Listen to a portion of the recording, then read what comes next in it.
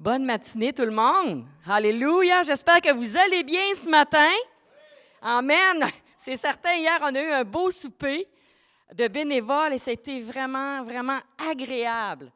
Et on remercie encore les bénévoles ce matin pour tous vos efforts que vous avez faits pour l'Église du Seigneur.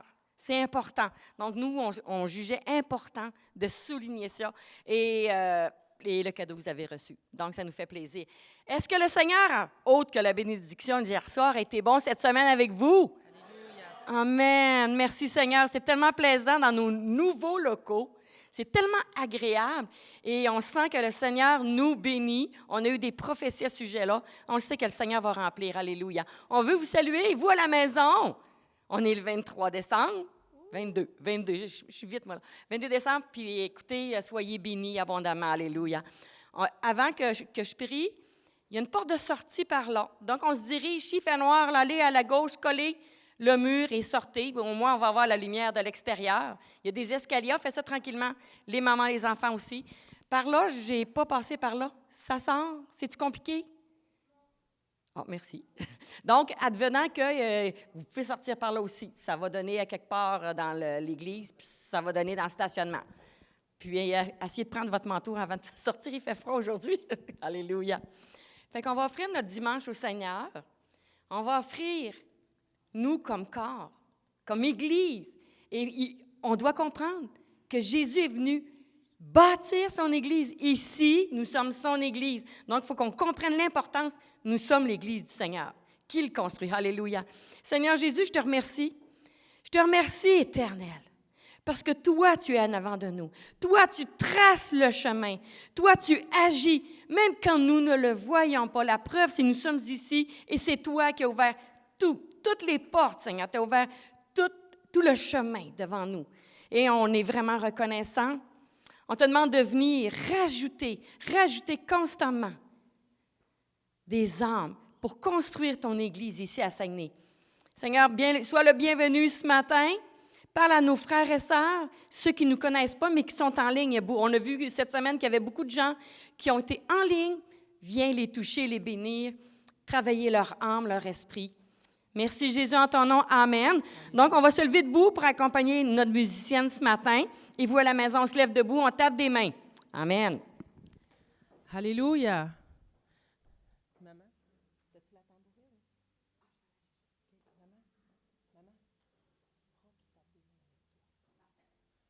Alors, pour les chants rapides qui nécessitent de l'implication, on tape des mains. Vous êtes tous capables de faire ça? On fait ça un petit exercice? Avec moi? Hey, tenez le beat. Alléluia.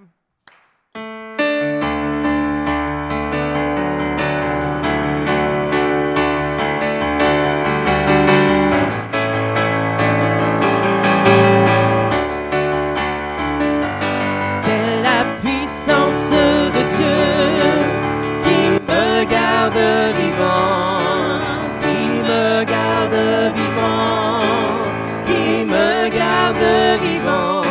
C'est la puissance de Dieu qui me garde vivant. C'est Jésus qui me garde vivant.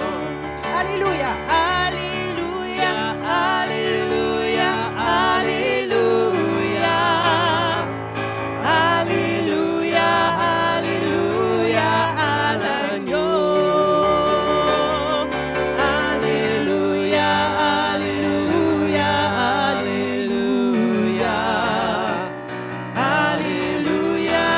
alléluia à l'agneau. C'est Jésus, c'est Jésus,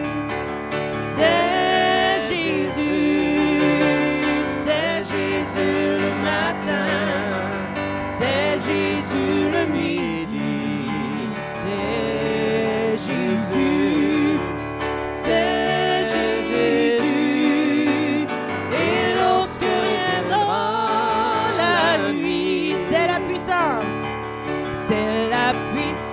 de Dieu qui me garde vivant, qui me garde vivant, qui me garde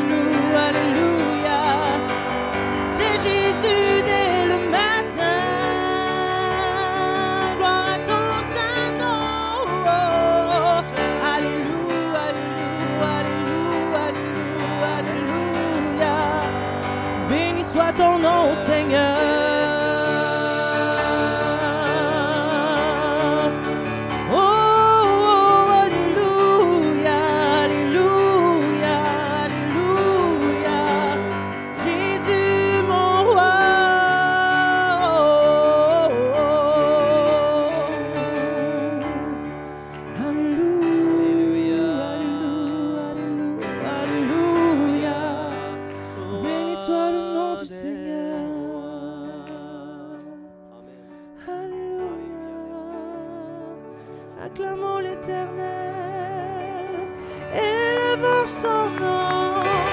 Alléluia.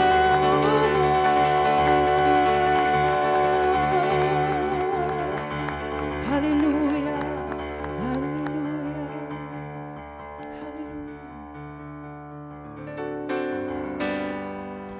Alléluia. Alléluia. La plus belle nuit du monde, c'est cette nuit de Noël où les bergers étonnés levèrent les yeux vers le ciel. Une étoile semble dire: suivez-moi, je vous conduis. Il est né cette nuit. Glory, glory, hallelujah.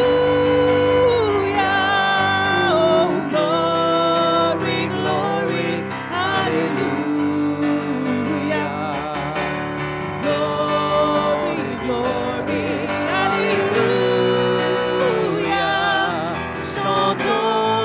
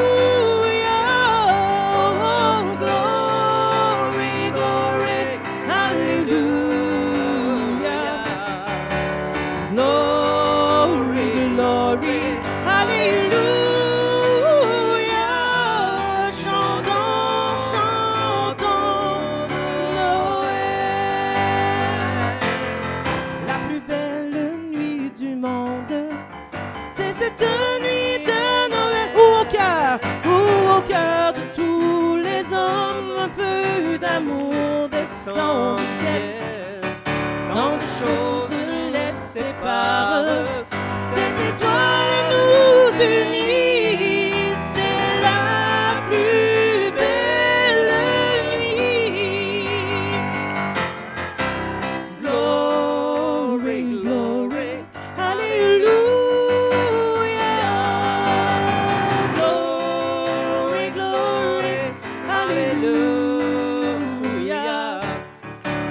Glory, glory, hallelujah.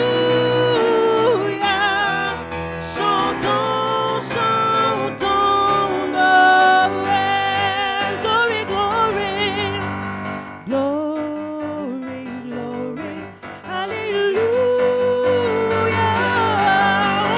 Glory, glory, hallelujah. Glory, glory, hallelujah.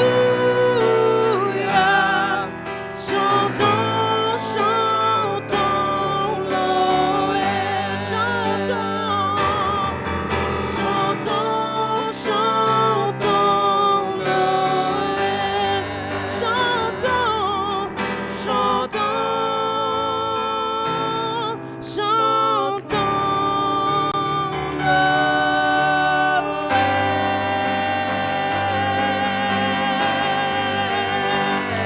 Alléluia, alléluia, alléluia, alléluia. Gloire à ton Saint-Nom, Jésus. Alléluia, alléluia, alléluia. Merci Seigneur Jésus.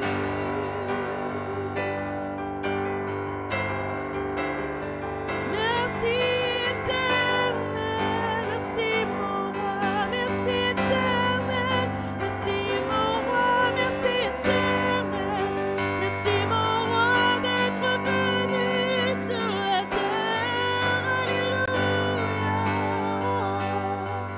alléluia,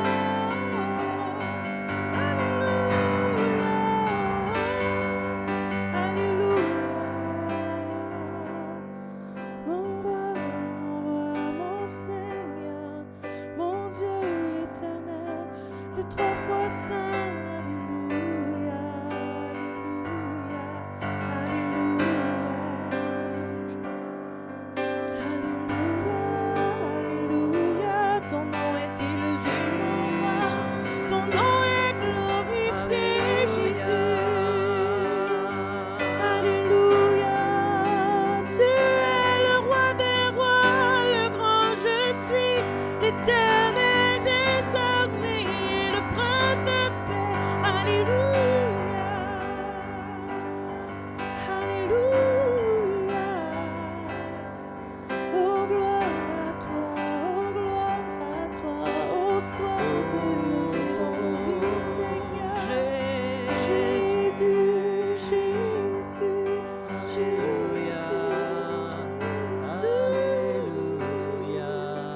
Oh, ton nom est élevé, ton nom est glorifié. Tu es élevé au-dessus de tous les noms.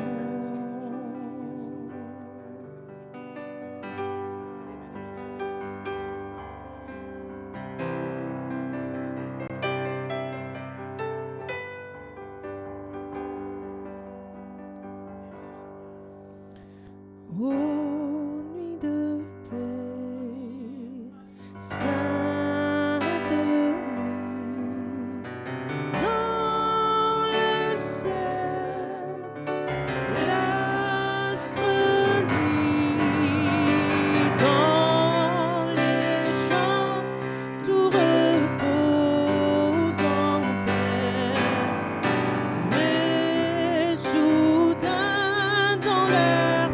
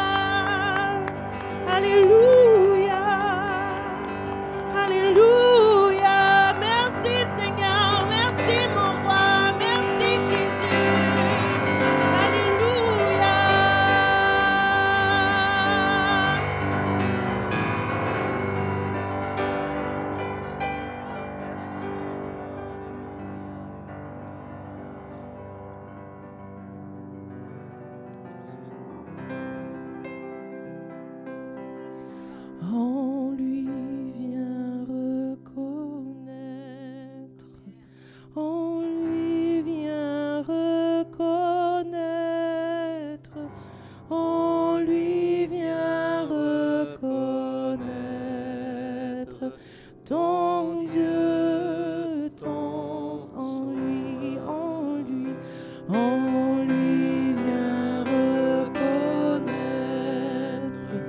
on lui vient reconnaître, on lui vient reconnaître, ton Dieu, ton, on lui vient reconnaître, devant lui vient reconnaître, on lui vient reconnaître, ton Dieu, ton sauveur.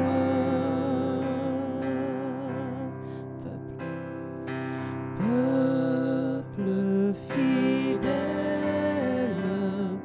le Seigneur t'appelle, c'est fête sur terre, le Christ est né. Viens à la crèche, voir le roi du monde, on lui vient reconnaître, on lui vient reconnaître, on lui vient reconnaître, ton Dieu, ton sauveur.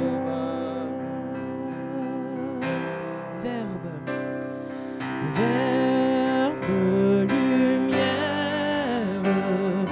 et splendeur du Père, il naît d'une mère, petit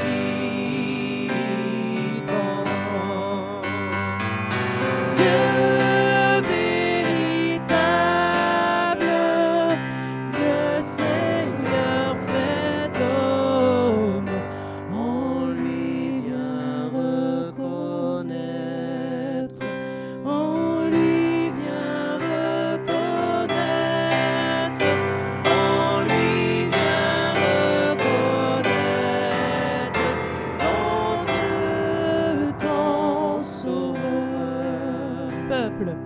Peuple acclame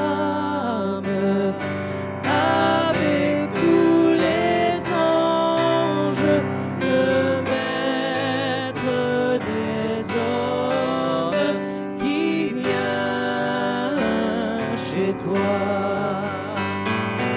Dieu qui se donne à tous ceux qui l'aiment, on lui vient reconnaître, on lui vient reconnaître, on lui vient reconnaître, ton Dieu, ton sauveur. Peuple fidèle, en ce jour de fête, proclame la gloire de ton Seigneur. Dieu se fait homme, vois donc comme il t'aime, on lui vient reconnaître, on lui vient reconnaître, on lui vient reconnaître, ton Dieu, ton sauveur, on lui vient reconnaître, on lui vient reconnaître, on lui vient reconnaître, ton Dieu, ton sauveur, on lui vient reconnaître, ton Dieu, ton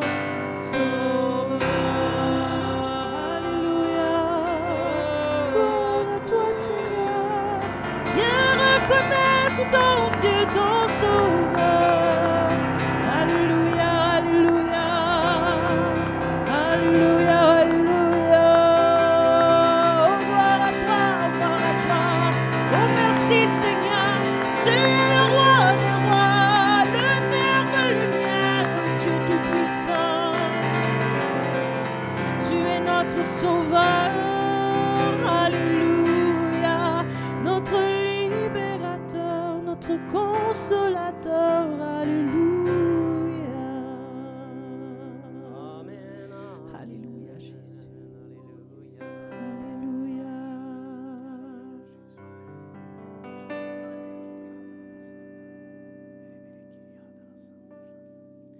Voilà la splendeur du roi,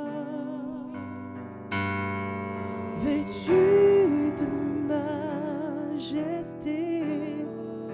La terre éclate de joie, la terre éclate de joie. En lui est la lumière, l'obscurité se cache, frémit à sa voix, frémit à sa voix. Car Dieu est si grand, chantons tous, car Dieu est si grand, et tous verront que Dieu, oui Dieu est si grand, car Dieu est si grand, car Dieu est si grand.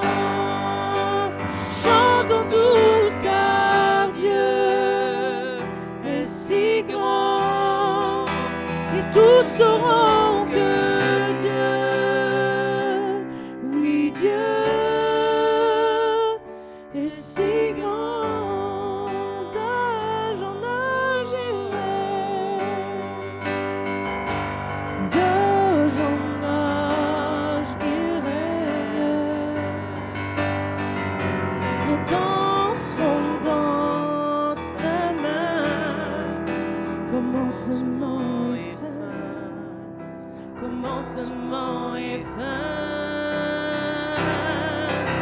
Il est le lion et l'agneau,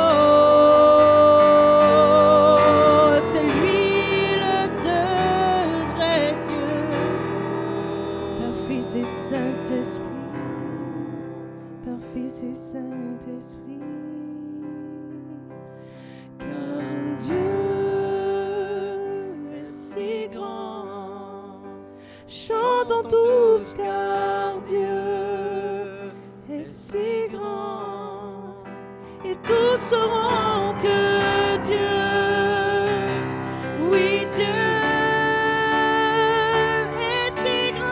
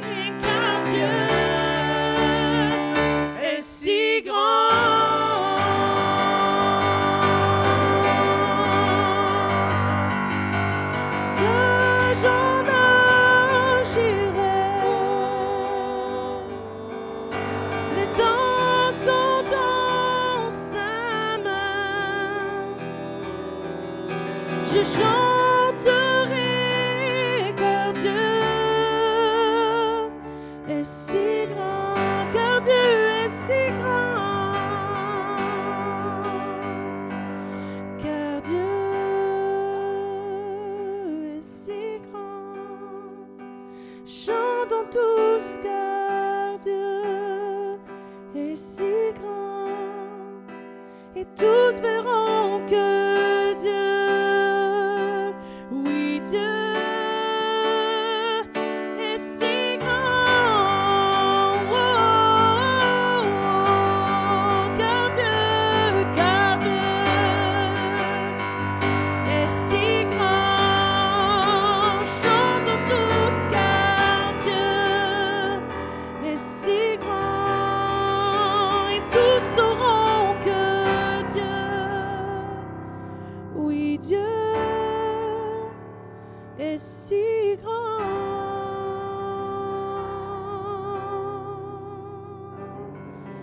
Alléluia.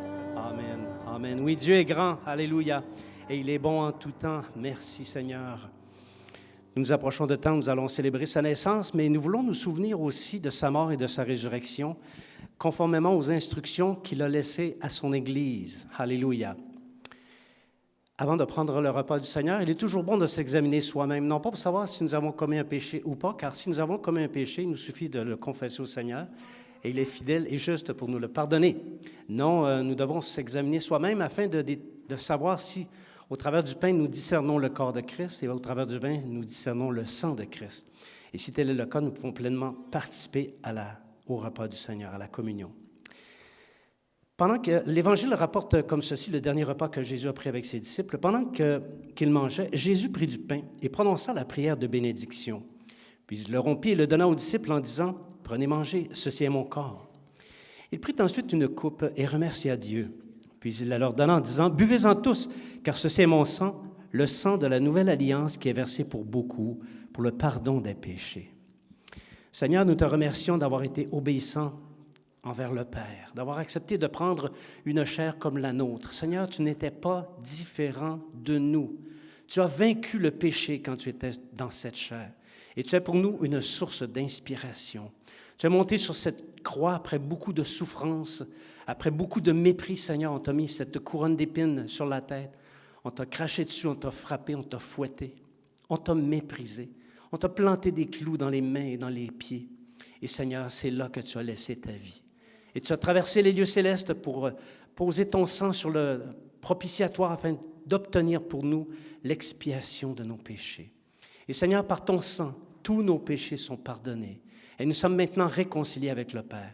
Nous faisons un avec toi et avec le Père. Pour cela, Seigneur, nous te rendrons grâce éternellement. Prenons maintenant les éléments.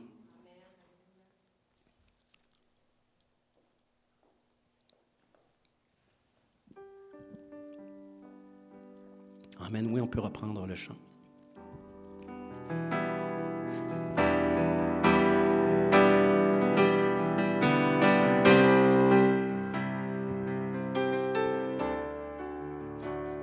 Non puissant et grand,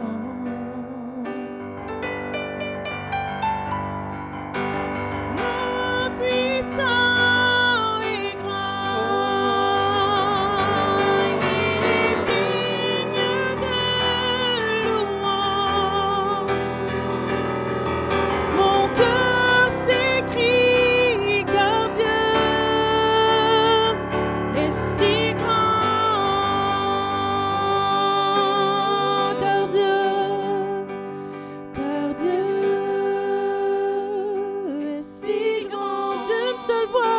Chantons tous car Dieu est si grand et tous sauront que Dieu, oui Dieu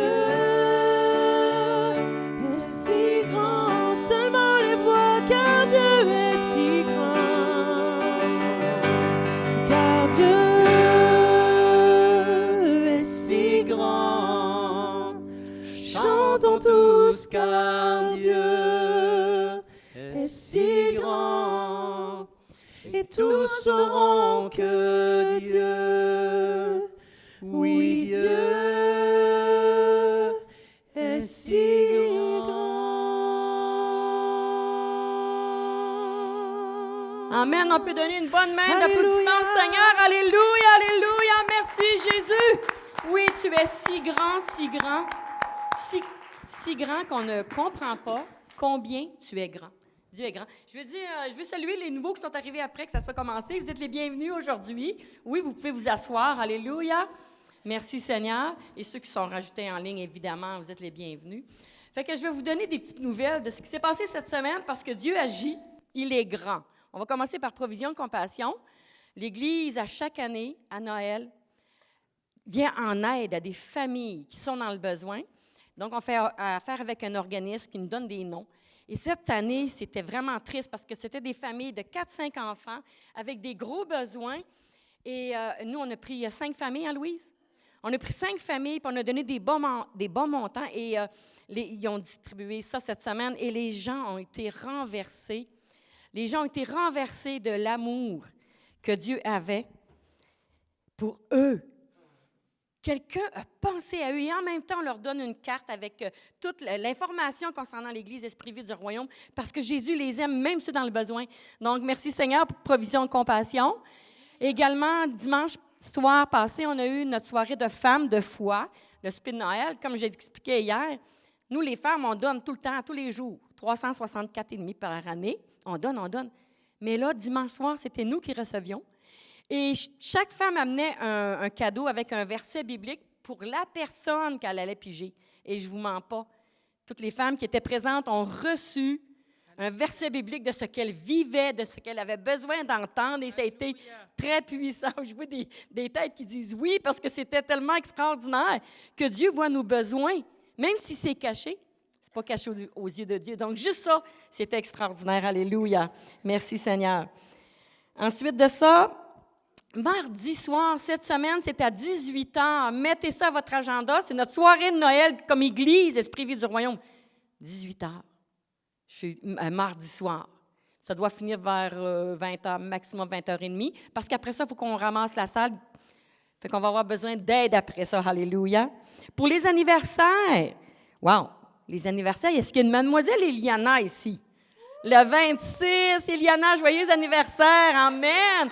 Sois bénie. Et aussi Marie-Joëlle, qui est le 22, c'est aujourd'hui Marie-Joëlle Tanguay qui est en voyage avec sa famille. Donc, Marie-Joëlle, nous te souhaitons un joyeux anniversaire. Y a-t-il quelqu'un d'autre que c'est son anniversaire cette semaine? Toi, je te connais. Je sais c'est quand. Alléluia. Donc, l'Église Esprit Vie du Royaume dit joyeux anniversaire à vous qui êtes à la maison avec nous. Merci, Seigneur. Fait que toutes les autres activités sont sur pause, avec les Zooms avec Eddie et puis les réunions de prière et de partage le mardi soir. Ça va recommencer probablement mi-janvier, puis Femmes de foi aussi. Alléluia. Fait qu'on va prier pour ceux qui sont dans le besoin, pour ceux qui sont en souffrance. Il y a eu des décès cette semaine. On est allé un décès, justement, que c'est la fille qui est morte avant la maman. C'est très difficile à vivre.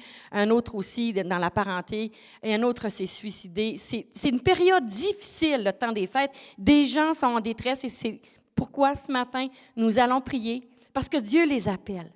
C'est qu'il faut qu'ils entendent la voix de Dieu au travers du tumulte dans leur intérieur. Seigneur Jésus, je te remercie parce que toi, tu règnes sur ton trône. Absolument rien n'échappe à ton contrôle. Tu vois chaque cœur sur les milliards d'êtres sur la terre. Seigneur, tu vois ceux qui sont en détresse. Tu envoies tes anges, tu envoies ton Saint-Esprit, tu mets ta main puissante pour les attirer à toi, pour les délivrer, les délier de l'ennemi, guérir leur meurtrissure. Seigneur, ton sang qui a coulé à la croix, c'est pour guérir leur meurtrissure. C'est pourquoi tu étends ton sang sur tous ceux qui sont en souffrance en ce moment. Je te remercie, Seigneur, parce que tu prends soin. Tu amènes ceux qui ne te connaissent pas à ton admirable lumière afin qu'ils puissent entrer dans les lieux célestes, avoir le repos céleste en ta présence. C'est pourquoi, Seigneur, tu continues d'agir et de travailler en eux. Merci, Seigneur, de prendre soin de ton Église. En ton nom, Jésus. Amen. Tu bénis les dîmes, tu bénis les offrandes. Merci. Seigneur, justement, à cause des dîmes et offrandes, on a pu bénir plein de gens cette semaine et durant l'année aussi, parce qu'il y a d'autres périodes très difficiles. Et Seigneur, c'est avec cet argent que ton Église peut bénir les gens. En ton nom, Jésus, amen. Merci, Seigneur. Fait qu'en attendant que les gens arrivent, dites à quelqu'un, vous m'avez manqué cette semaine, ce mois, cette année, vous m'avez manqué, et vous me manquez, vous, en ligne. Amen. Vous me manquez. Vous me manquez. De rien, maman.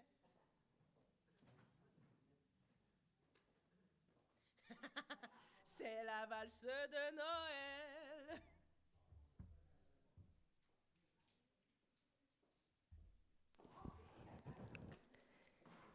Bon matin.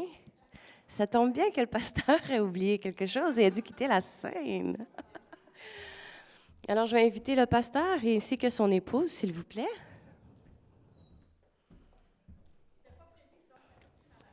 Ah non, ça, c'est une surprise. Bon, cette année, on a essayé de le planifier quand même à l'avance. On n'a pas oublié notre super équipe pastorale.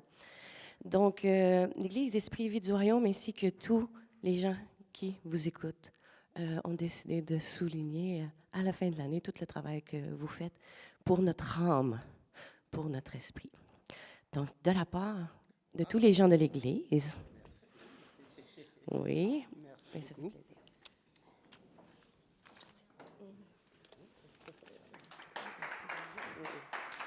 Et le petit bouquet est de la part de l'Église. Vraiment, l'Église vous paye ça. Fait que merci à tous et chacun d'avoir participé à cette reconnaissance. Non, vous ouvrez ça à la maison. Fait que...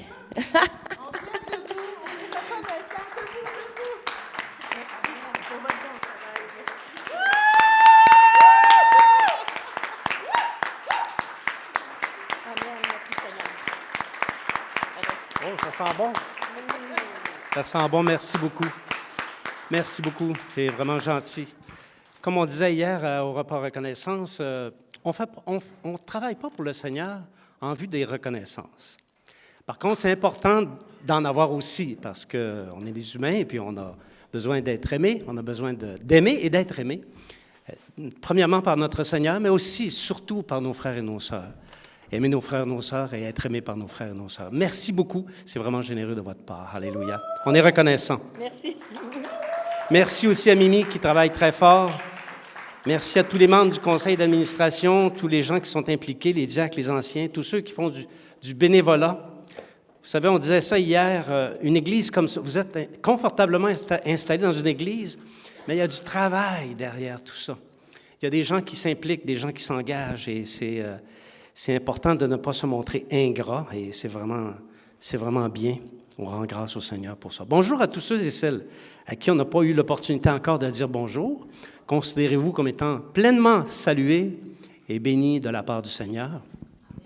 En 2025, nous allons pouvoir revivre comme Église, après avoir enduré pendant plus d'un an énormément de contraintes. Nous allons pouvoir reprendre des activités, former des ministères, comme par exemple les groupes de jeunesse. On va pouvoir se rencontrer, rétablir les repas fraternels, les déjeuners partage, déjeuners témoignages, les activités ministérielles, redémarrer tout ça, et puis s'épanouir comme Église. Alléluia. Nous avons peut-être été dans la souffrance, mais je suis d'avis que ça a été voulu par le Seigneur parce que ça a tissé des liens très forts entre nous. Et on peut dire que l'âme de l'Église est en santé et elle plaît au Seigneur. Alors, on peut vraiment rendre grâce au Seigneur pour ça. Alléluia. Merci, Jésus. Ce matin, j'ai à cœur de vous parler d'un message dont le titre, c'est « Collaborateurs de la vérité ». C'est un message dont le sujet n'est pas souvent prêché dans les églises. Bien, peut-être pas de cette manière-là. Alors, j'ai à cœur de vous présenter certaines vérités à ce sujet. Mais avant d'entrer dans la parole, nous allons demander au Seigneur de nous conduire. Amen. Seigneur, nous sommes devant toi, installés devant toi, et nous ouvrons nos cœurs. S'il y a quelque empêchement, Seigneur, on te demande de les enlever afin que notre âme soit vraiment orientée vers ta parole pour que nous puissions recevoir la vérité, cette vérité que tu nous donnes, que tu nous rends accessible, et que cette vérité puisse entrer profondément dans nos cœurs afin de nous transformer. Merci pour ce privilège. C'est au nom de Jésus que nous prions. Amen. Ça a l'air de rien, mais l'une des plus grandes vérités que Jésus a énoncées pendant le temps de son séjour sur la terre, c'est quand il a commenté la réponse de Pierre à qui il venait de dire « Qui dit-on que je suis ?» Et je pourrais vous le dire, vous le paraphraser, mais je préfère laisser la parole s'expliquer d'elle-même. On va aller lire le passage dans Matthieu chapitre 16, versets 15 à 18. C'est une vérité fondamentale. On pourrait peut-être même dire que ce verset, c'est le plus grand pilier des Saintes Écritures, de la parole. Alors, Matthieu chapitre 16, versets 15 à 18. « Et d'après vous, qui suis-je? Leur dit-il. Simon-Pierre répondit, tu es le Messie, le Fils du Dieu vivant. Est-ce que ça va jusqu'à quel verset? Parce qu'on ne l'a pas ici. Jusqu'à 18 inclusivement. Okay. Jésus reprit la parole et lui dit, tu es heureux, Simon, fils de Jonas, car ce n'est pas une pensée humaine qui t'a révélé cela, c'est mon Père céleste. Et moi, je te dis que tu es Pierre, et que sur ce rocher, je construirai mon Église, et les portes du séjour des morts ne l'emporteront pas sur elle. Amen. Alléluia. On connaît tous ce passage-là. Hein? On est capable peut-être pas de le citer, mais de le paraphraser. Et ce commentaire de Jésus sur la réponse de Pierre à la question qu'il venait de poser comporte l'une des plus grandes révélations que la Bible contient. C'est le fondement, on peut même dire, c'est le fondement de la prophétie biblique.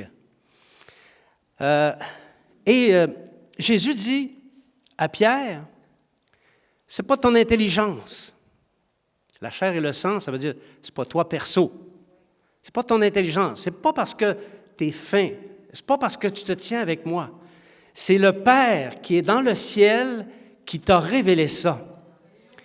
Donc, Pierre a reçu une grande révélation et il n'en était pas nécessairement conscient. Et cette grande révélation, ça parle du dessein extraordinaire de Dieu de bâtir son royaume sur la terre, royaume qui durera toujours, royaume qui est le nôtre si nous persévérons jusqu'à la fin. Alléluia. Le symbole de la pierre, tu es pierre, sur cette pierre je bâtirai mon église. Oui, il y a un jeu de mots en grec, on connaît, on est au courant de ça, Pétro, Pétra ou quelque chose comme ça. Mais l'expression pierre et l'utilisation du nom pierre, c'est un symbole qui est extrêmement puissant, qui nous parle de Jésus, la pierre de fondation, mais aussi la pierre pas de couronnement, pas la pierre d'achoppement, la pierre d'angle, c'est ça, merci, la pierre d'angle. Donc, ce symbole de la pierre, de même que le nombre 7, dans les prophéties, expose précisément comment Dieu va établir son royaume sur la terre. Dans sa phase pré-messianique, parce que vous savez que l'Église, c'est le royaume de Dieu sur la terre, mais c'est le royaume de Dieu dans sa phase, on pourrait l'appeler pré-messianique, et il va y avoir une autre phase après ça. Donc, la phase pré-messianique, c'est le temps des 7 églises. Vous savez que nous sommes présentement dans le temps de l'Église de Philadelphie. Il reste encore un autre temps à venir, le temps de l'Église de Laodicée. Et ensuite, il y aura une autre phase qu'on pourrait appeler la phase de l'Église glorifiée, qui est encore le royaume de Dieu, où Dieu va réunir tous les peuples de la terre et tous les Juifs en un seul corps. Et ça va être le royaume de Christ, le corps de Christ unifié. Tout va être rassemblé, réuni en Jésus-Christ. C'est aussi ce que révèle le grand symbole du chandelier. C'est extrêmement symbolique. Il n'y a pas un Juif qui comprend le symbole du chandelier à 7 branches. Ici, le chandelier à 7 branches représente le royaume de Dieu. N'importe quelle phase, ça représente le royaume de Dieu. Le peuple juif étant le socle sur lequel les 7 chandeliers sont appuyés, et les 7 branches étant les 7 églises parmi les 7 nations qui ont pour mandat de porter l'Évangile, de porter le salut parmi toutes les nations du monde. Donc, les 7 églises des 7 nations forment les chrétiens ou les gentils, si on veut, de toutes les générations qui se sont convertis à Jésus. Voilà ce que représentent les 7 branches. Vous ne le saviez pas, hein? Bien, ce matin, vous pouvez dire que vous le savez. J'ai eu du plaisir à vous parler de ça, mais ce n'est pas le sujet de mon message. On ne va pas parler spécifiquement de ces choses. En fait, s'il y avait quelque chose, je devrais plutôt écrire un livre là-dessus, tellement il y a des choses à dire. Mais ce matin, la partie qui nous intéresse, c'est celle qui parle de la parole de la vérité par laquelle Christ bâtit son Église, par le moyen des ouvriers qu'il a mis en place. C'est la parole de vérité qui bâtit l'Église par le biais des ouvriers qui propagent la parole de vérité. Parce qu'il y a des ouvriers que Christ désigne pour bâtir, mais ils ne sont pas seuls.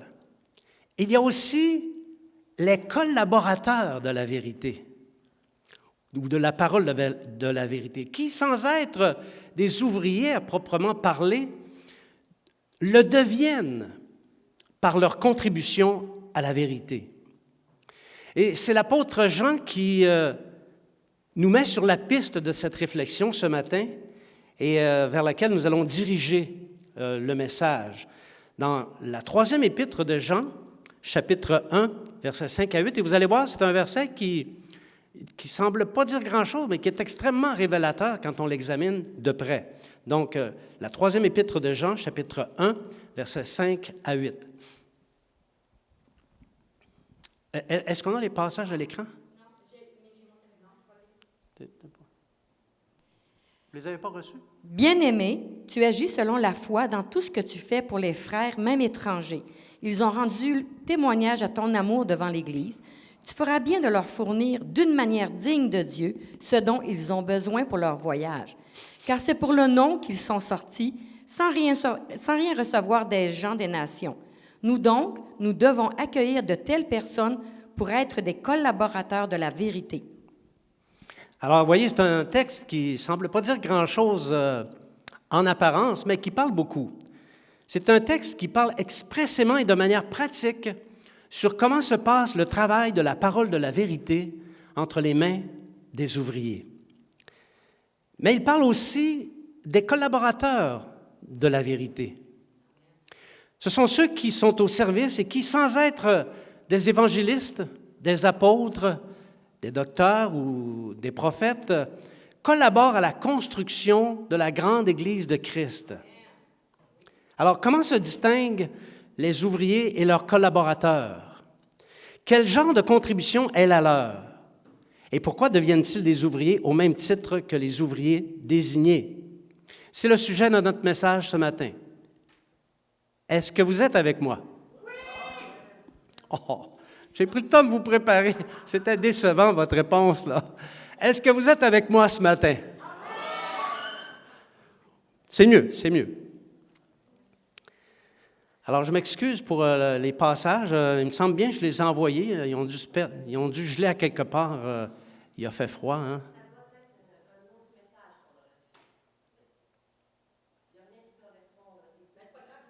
Ah, OK. Bon, je me suis trompé. C'est mon erreur. Alors, vous avez la preuve ce matin que je ne suis pas parfait. L'apôtre Jean a amené beaucoup de contributions dans le Nouveau Testament. Il y a l'Évangile de Jean, qui est un très bel évangile. Je rends grâce au Seigneur pour l'Évangile de Jean. C'est un évangile qui est différent des trois autres, mais qui apporte cette dimension de l'amour de Dieu et de l'amour fraternel. L'Évangile de Jean a été écrit vers la fin du 1er siècle. Il y a aussi son Apocalypse, qui est un livre que j'aime beaucoup.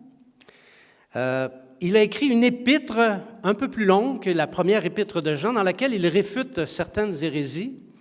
Et deux petites épîtres qui, sans être totalement doctrinales, nous emmènent quand même une source d'édification à l'intention de tous les disciples. Le Gaius, dont il est question dans cette épître, est un homme inconnu. C'était un nom qui autrefois était utilisé fréquemment. Mais aujourd'hui, si quelqu'un s'appelait Gaius, il me semble qu'on se moquerait de lui ou des gens qui riraient de lui. Hein? « Hey, Gaius! » Alors, Gaius, toutefois, était probablement le responsable de la communauté chrétienne à qui la troisième lettre de Jean est adressée. À l'époque, on le sait, il y avait les apôtres, les évangélistes, les docteurs, les prophètes, mais il y avait aussi des pasteurs itinérants ou encore des ouvriers itinérants. Pas au sens SDF, là, mais au sens où ils allaient d'église en église pour apporter des messages, des enseignements, des révélations ou même des prophéties. Et c'est comme ça, c'est par le moyen de ces serviteurs que la parole de la vérité se transmettait et qu'elle se répandait dans le monde. Malheureusement, c'est aussi de cette manière que les hérésies se répandaient. Mais on ne va pas parler des hérésies ce matin, on va plutôt nous attarder sur le travail des collaborateurs. Les prédicateurs itinérants dont parle Jean ont rendu témoignage au sujet de Gaius à la grande église qui est probablement celle d'Éphèse, parce que Jean était responsable de la région d'Éphèse. C'est probablement l'église d'Éphèse, à l'église d'Éphèse où Jean travaillait et où Gaius était rattaché. Et Gaius, pas Gaius, mais le prédicateur itinérant dont on ne connaît pas le nom, a rendu témoignage que Gaius était un homme d'une grande charité, qu'il rendait beaucoup de services aux saints. Alors déjà, ça indique que ces itinérants étaient des co-ouvriers de l'apôtre, à cause du fait qu'ils étaient dans la même église que Jean. Mais ça fait aussi de la communauté chrétienne dont Gaius était responsable, on pourrait dire une église satellite de l'église d'Éphèse. Et là, ça nous parle un peu plus à nous aujourd'hui. Parce que c'est comme ça que se développe l'Église de Christ. Une communauté chrétienne naît, grandit et se multiplie sous l'autorité de Christ et de l'Église mère. Parce que les églises ou les communautés satellites se maintiennent en soumission avec l'Église mère. Sinon, ça serait catastrophique. Donc, les églises mères donnent naissance à d'autres communautés et c'est comme ça que le royaume se répand. Et c'est ce que nous allons faire ici à Saguenay, si Dieu le permet. Alléluia. Or, le seul matériau qui est utilisé pour construire l'Église de Christ, il n'y en a pas 10 sortes de matériaux, il n'y en a qu'un seul, et c'est la parole de la vérité. La bonne nouvelle du royaume de Dieu. C'est la raison pour laquelle, pour bâtir efficacement le royaume de Dieu, il faut des disciples affectés à cette fonction. Il faut qu'ils soient ouvriers et même des maîtres sous le rapport de la connaissance de la parole de vérité. Parce que si tu te mets à prêcher et que tu n'es pas maître de ce que tu dis, tu vas te faire renverser. Cette semaine, j'ai écouté une vidéo de quelqu'un qui faisait son connaisseur de l'Église maison, puis tu sais, il dénigrait beaucoup les grandes églises pour dire que ce n'est pas vraiment ça la vérité. La vérité, c'est les églises maison. Et il a commis beaucoup d'erreurs dans son propos. Et je lui ai répondu. Ce n'était pas un maître de la parole, et il n'a pas pu rétorquer à la réplique que je lui ai faite. Vous savez, pour prendre le micro et enseigner les disciples, il faut posséder la parole de la vérité. Il faut être des maîtres de la vérité. Alléluia. Or, les maîtres ou les ouvriers de la vérité, ce sont des gens qui sont les autorités de l'Église de Christ. Et pour vrai, ils représentent Christ au sein de son Église. Et c'est pourquoi il nous faut prendre garde à notre conduite quand on est en présence des autorités de l'Église. On ne devrait pas traiter les autorités de l'Église comme des potes, parce qu'on les considère comme des potes, ça nous pousse probablement à une certaine forme de mépris. Donc, il faut prendre garde à nos autorités, comme vous avez fait ce matin. Alléluia. Par contre, l'Église mère doit demeurer dans la parole de la vérité et elle doit agir dans la charité fondamentale, comme on a entendu ce matin.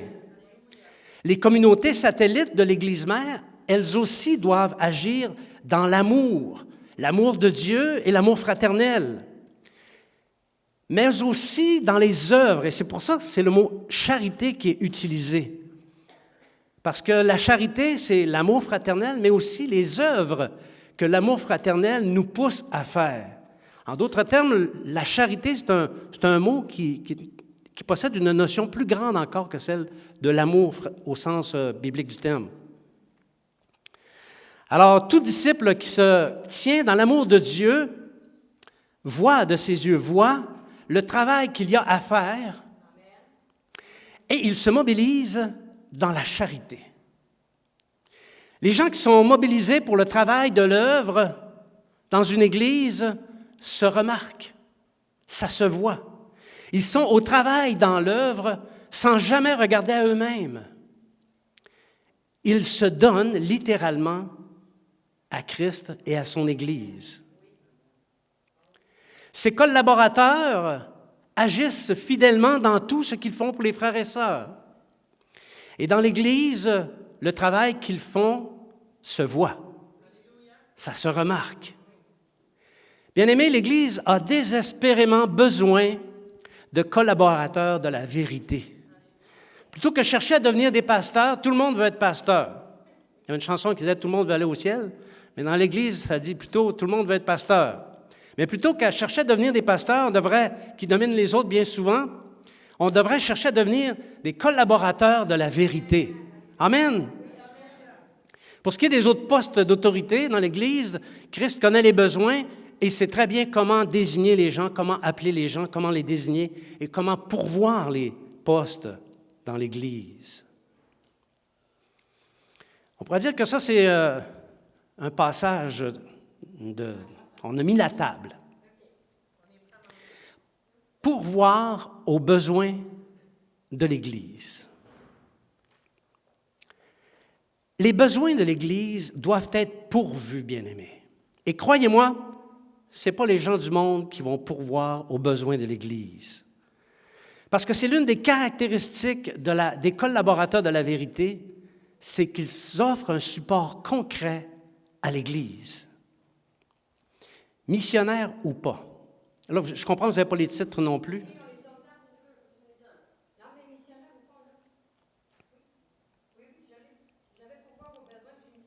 OK.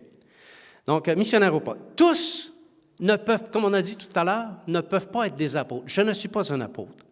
Tous ne peuvent pas être des évangélistes, prophètes, pasteurs ou docteurs. Tous non plus ne peuvent être anciens. Il n'est pas un ancien qui le veut. OK? Tous ne sont pas des dirigeants dans l'Église ou encore tous n'exercent pas un leadership dans l'Église. Par contre, tous peuvent être des collaborateurs de la vérité en supportant financièrement les ouvriers de l'Église afin que ceux-ci soient capables de se consacrer à la grande mission de transmettre la vérité. Alléluia! Vous aviez une occasion de dire Amen ici, là. Quand j'étais jeune chrétien, il y a de ça si peu de temps, il y avait un adage dans l'Église qui disait « Si tu ne peux pas aller en mission dans le monde, soutiens financièrement les missionnaires. Tu vas être un collaborateur du missionnaire. » Parce que oui, c'est une vérité. La parole a besoin d'argent pour circuler librement dans le monde et dans les villes. Et je suis convaincu que quand j'ai dit le mot « argent », ça a suscité des réactions chez certaines personnes. Néanmoins, c'est ça qu'avait compris Gaius. Il veillait à ce que les ouvriers qui passaient dans la communauté chrétienne dont il était responsable aient ce qu'il faut pour faire leur voyage. Parce qu'à mon avis, pour ceux qui connaissent la géographie un peu, pour aller d'Éphèse à Rome, ça devait coûter un peu d'argent. Les frais reliés au bateau, les autres moyens de transport, s'il y en avait, la nourriture, ils devaient manger dans ce temps-là, les soins de base, le logement, l'hébergement, les pots de vin. Oui, parce que ça existait dans ce temps-là aussi. Hein? Si tu voulais emprunter telle route, tu vas payer, mon bonhomme. Ça va te coûter tant. Et quoi d'autre encore? Ça prenait de l'argent.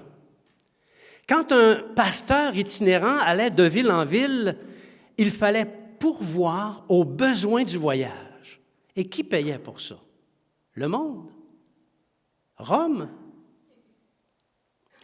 Pourvoir financièrement au coût de ce que je vais appeler maintenant la libre circulation de la parole de la vérité. OK? Donc, pourvoir financièrement pour cette circulation, pour qu'elle porte du fruit dans les communautés, dans les villes, dans les nations et dans le monde, c'est une nécessité. Et justement, c'était l'une des choses que le pseudo-pasteur disait. Il n'était pas d'accord avec ça, lui, le fait que dans l'Église, ça parlait d'argent. Quand les disciples pourvoient au coût de la circulation de la parole de vérité pour leur part, chacun pour sa part, on ne pourvoit pas aux besoins selon ce que les autres pourvoient, selon notre part à nous. Ils se constituent en collaborateurs de la vérité. Et on peut dire qu'ils sont co-ouvriers avec les ouvriers et qu'ils sont co-ouvriers avec Christ. Et qu'est-ce qu'ils font? Ils bâtissent l'Église de Christ. Alléluia. Donner pour la parole de la vérité. Comme je le disais tantôt, il y a des têtes bien pensantes qui méprisent les flux de trésorerie. Je ne vais pas utiliser le mot argent, pas choquer personne. On va parler plutôt des flux de trésorerie dans l'Église. Ils se pensent spirituels dans le fait de dire, dans les églises, ça parle juste d'argent. Savez-vous quoi? C'est une bêtise.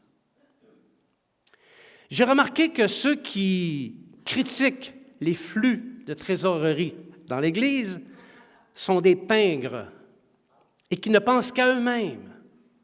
Ils ne donnent pas à l'Église ou presque pas.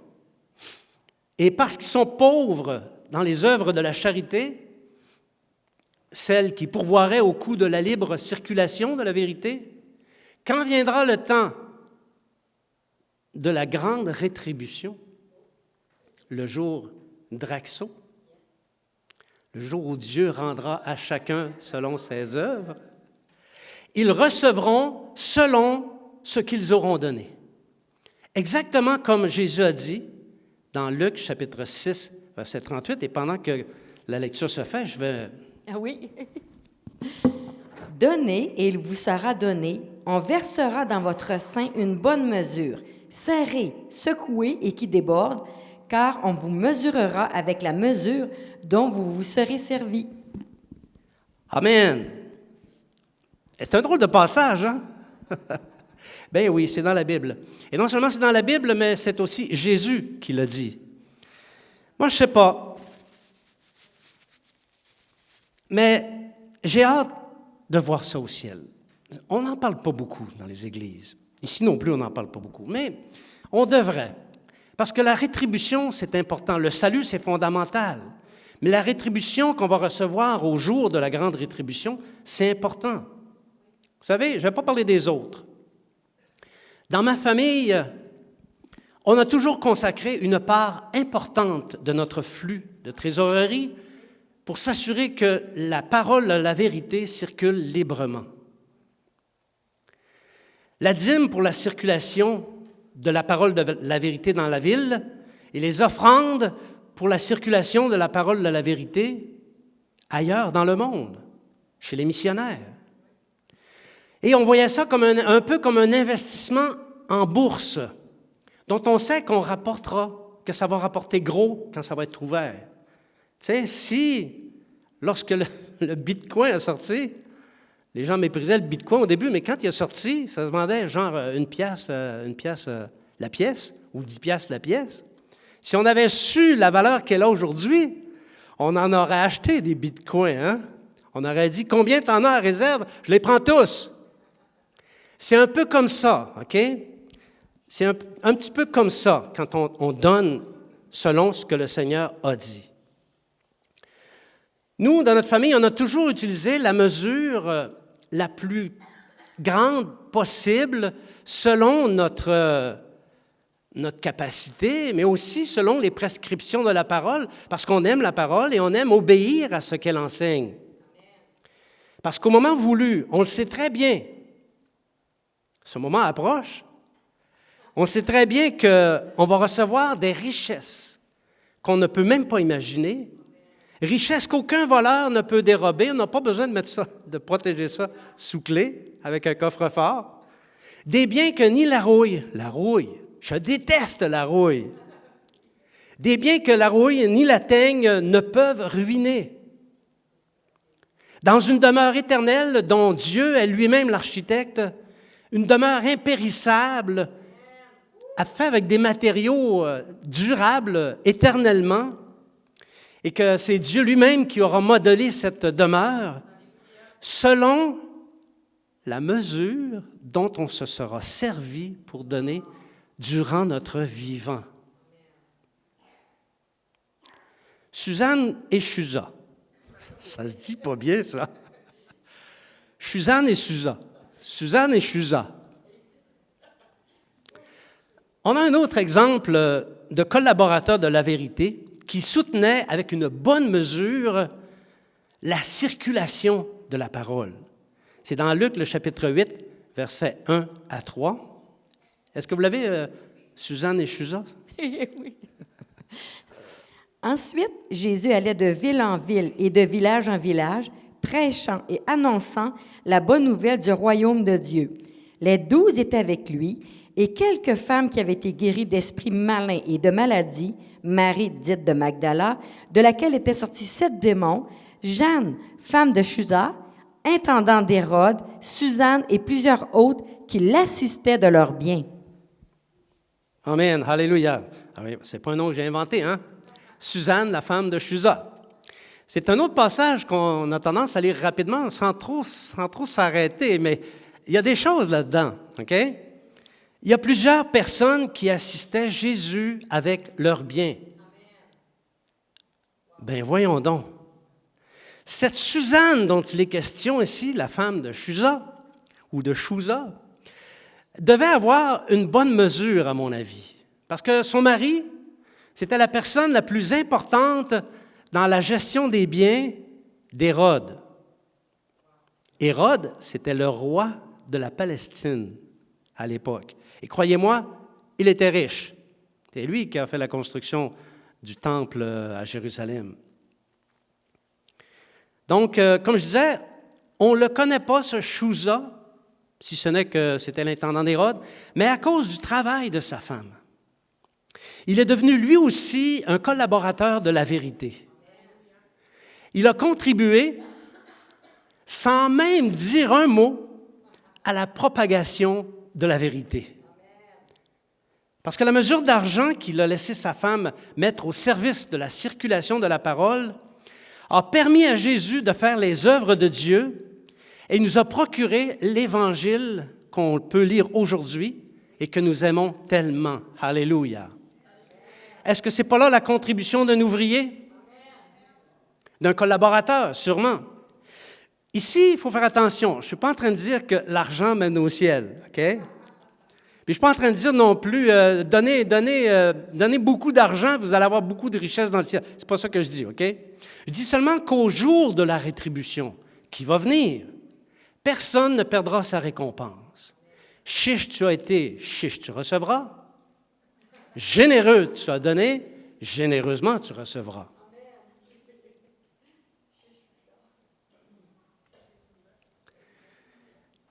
Suzanne et Chusa n'étaient pas chiches. Essayez donc de dire ça. Ouvrier pour le nom de Jésus.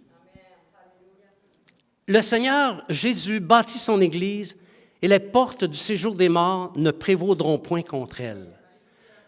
De génération en génération, Jésus appelle les disciples à être ouvriers avec lui.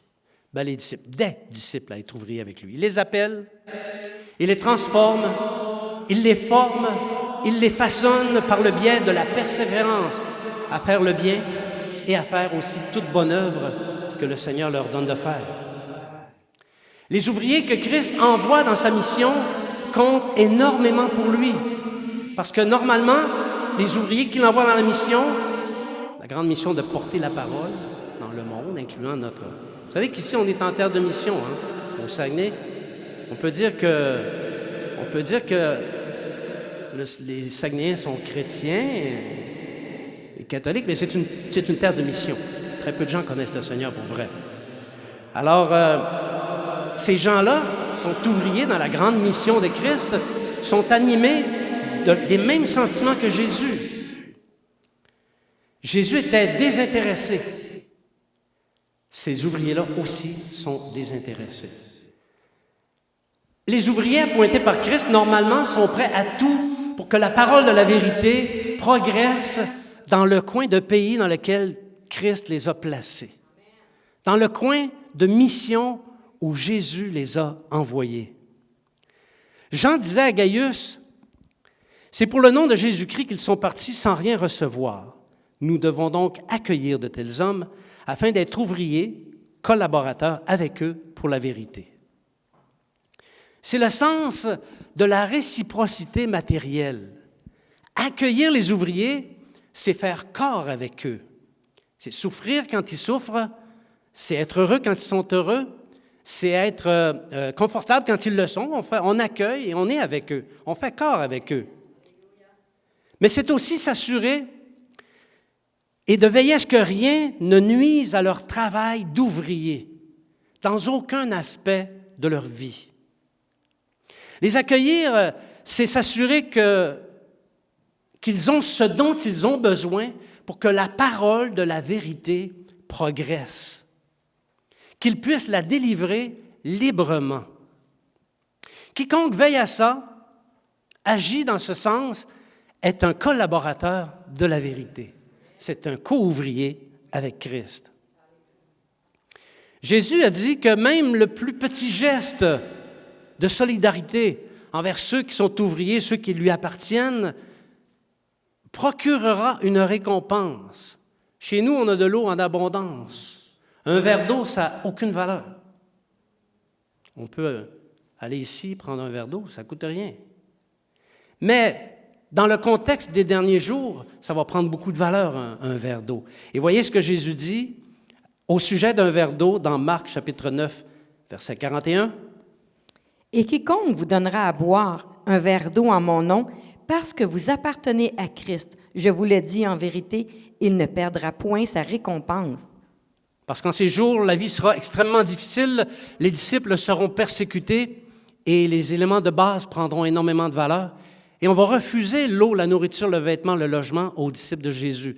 Mais quiconque, n'étant pas disciple de Jésus, donnera un verre d'eau à celui qui va être dans la souffrance en ces jours, ne perdra pas sa récompense. On parle d'un verre d'eau, bien-aimé. Alléluia! Combien notre foi ne devrait-elle pas être orientée vers ces valeurs? Ce sont des valeurs plus sûres qu'aucune autre valeur qu'on puisse connaître, plus rentables qu'aucune autre valeur qu'on puisse connaître. Savez-vous que la seule valeur matérielle, palpable, qu'on peut toucher, là, qui peut se transporter dans le ciel, c'est le support, le soutien à la parole de la vérité, parce qu'elle porte du fruit. Et le fruit qu'elle porte, c'est un fruit qui va durer pour l'éternité. Et ce fruit, c'est la progression de l'Église que Christ bâtit. Alléluia. Je suis arrivé à la conclusion, j'invite donc les musiciens. Bien-aimés, je crois que le Seigneur veut qu'on comprenne bien les mécanismes avec lesquels il fonctionne. La mission la plus importante, c'est celle qui consiste à bâtir l'Église. Examine les missions que dans le monde, n'importe quelle mission. La plus importante, c'est celle qui bâtit l'Église. Et elle se bâtit par le concours d'ouvriers qu'il a préparés et qu'il assigne à cette mission. Étant donné que l'or et l'argent appartiennent à Dieu, qu'est-ce qui empêche à Dieu d'emmener l'or et l'argent aux pieds des ouvriers? Mais ce n'est pas comme ça que le Seigneur fonctionne. Ce n'est pas la manière dont il envisage les choses. Il veut que nous soyons collaborateurs. Il veut que tous participent à l'œuvre comme collaborateurs en utilisant une large mesure dans l'exercice de la charité, dans l'exercice de donner. Non pas pour enrichir un ou enrichir l'autre, mais pour que les ouvriers voient tous les besoins de la circulation de la parole pourvus et qu'ils puissent se consacrer à leur mission. Parce que si par notre négligence, la parole de vérité devait stagner, et il y a des endroits où la parole de la vérité stagne, le Seigneur pourrait le voir et en faire reproche. Mais qu'il n'en soit pas ainsi, bien-aimés. Mais au contraire, apprenons à devenir de véritables collaborateurs de la vérité. Amen. Je vous invite maintenant à vous lever.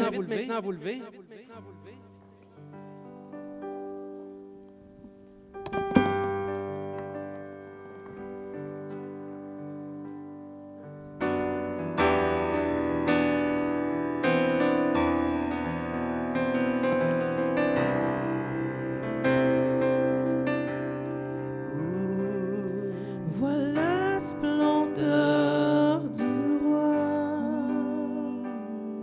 vêtu de majesté. La terre éclate de joie, la terre éclate de joie. En lui est la lumière, l'obscurité se cache. Il frémit à sa voix, il frémit à sa voix. Combien? Car Dieu est si grand. Chantons tous, car Dieu est si grand. Et tous sauront que Dieu, oui, Dieu est si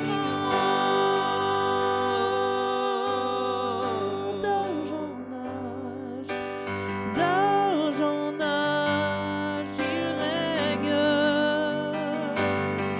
Les temps sont dans sa main, commencement et fin, commencement et fin. Il est le lion et l'agneau, c'est lui le seul vrai Dieu, Père, Fils et Saint-Esprit, Père, Fils et Saint-Esprit. Car Dieu est si grand, chantons tous, car Dieu est si grand, et tous sauront que Dieu, oui, Dieu est si grand. Car Dieu est si grand, car Dieu est si grand. Chantons tous, car Dieu est si grand, et tous sauront que Dieu, oui, Dieu est si grand.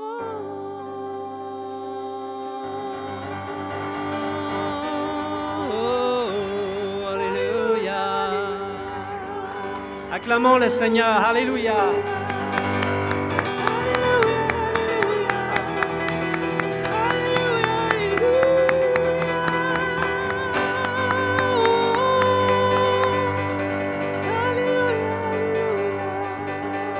Alléluia.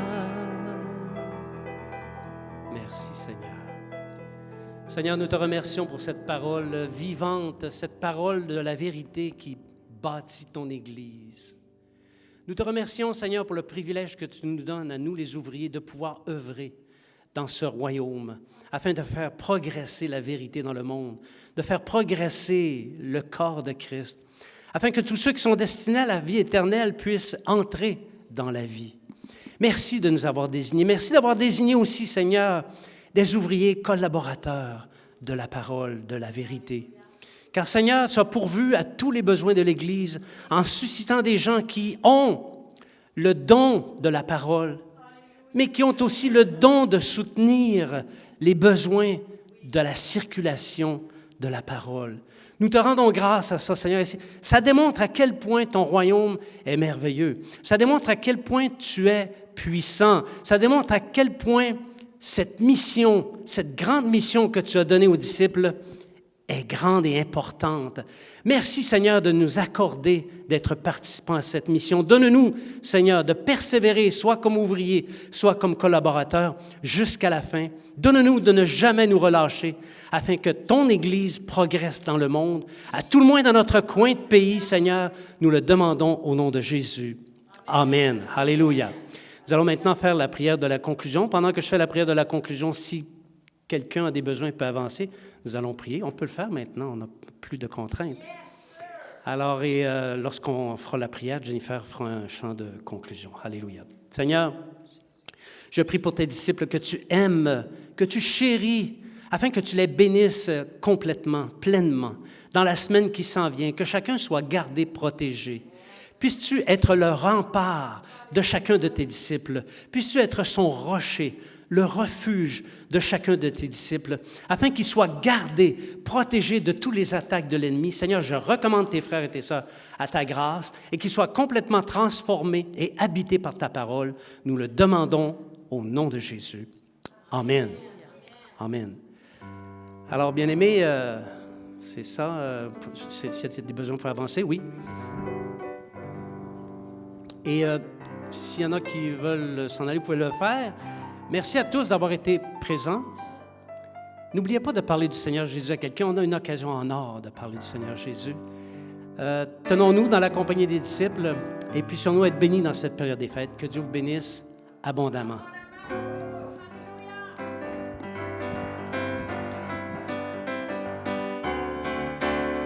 Glory, glory, hallelujah. Glory, glory, hallelujah. Glory, glory, hallelujah. Chantons, chantons Noël. Glory, glory, hallelujah. Glory, glory, hallelujah. Glory, glory, hallelujah. Chantons, chantons Noël.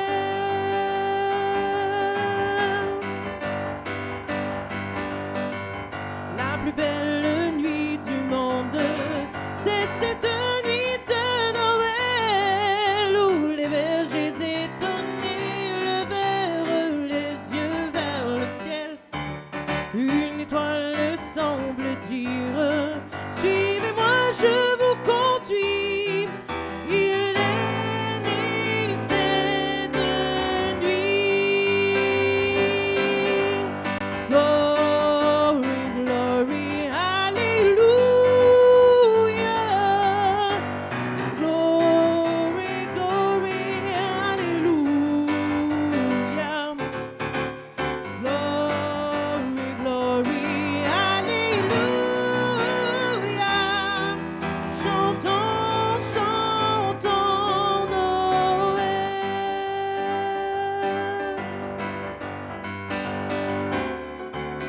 Ils ont suivi cette étoile sur les chemins de Judée, mais des quatre coins du monde, d'autres les ont imités.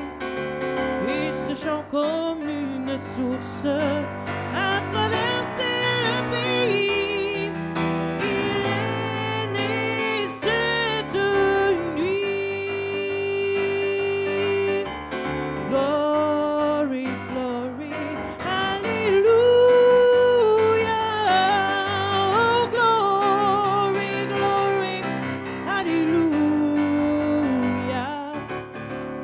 Glory, glory, hallelujah.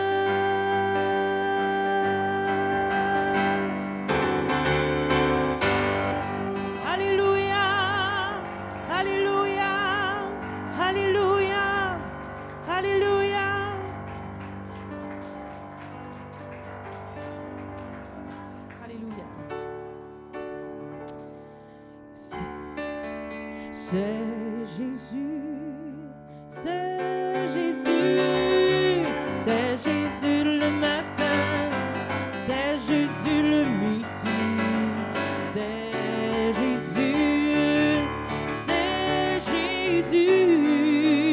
Et lorsque viendra la nuit,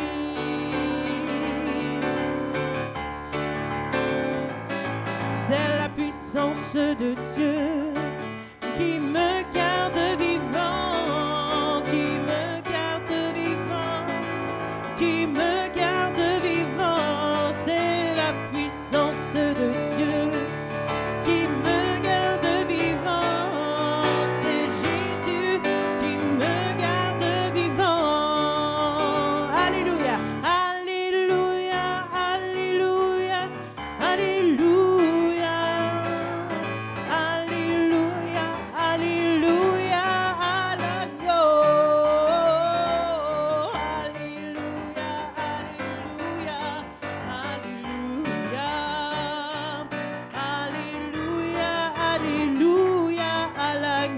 C'est la puissance de Dieu, c'est la puissance de Dieu qui me garde vivant, qui me garde vivant, qui me garde vivant. C'est la puissance de Dieu qui me garde vivant. Oh, c'est Jésus qui me garde vivant. Alléluia.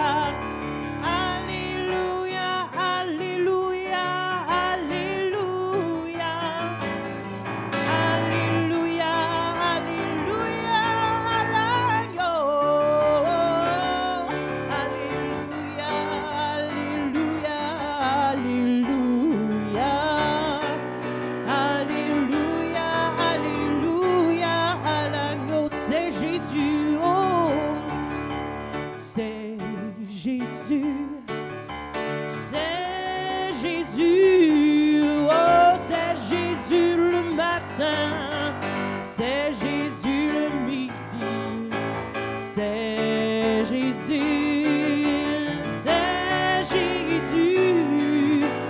Et lorsque viendra la nuit, c'est la puissance, c'est la puissance de Dieu qui me garde vivant, qui me garde vivant, qui me garde vivant. C'est la puissance de Dieu qui me garde vivant. C'est Jésus qui me garde vivant. Alléluia, alléluia, alléluia, alléluia. Alléluia, alléluia, à l'agneau. Alléluia, alléluia, alléluia. Alléluia, alléluia, à l'agneau. Alléluia, alléluia, alléluia, à l'agneau. Alléluia, à l'agneau. Acclamons l'Éternel. Alléluia, alléluia, alléluia, alléluia. Alléluia. Réjouissez-vous à tous les jours. Que le Seigneur vous bénisse abondamment. À mardi, 18h.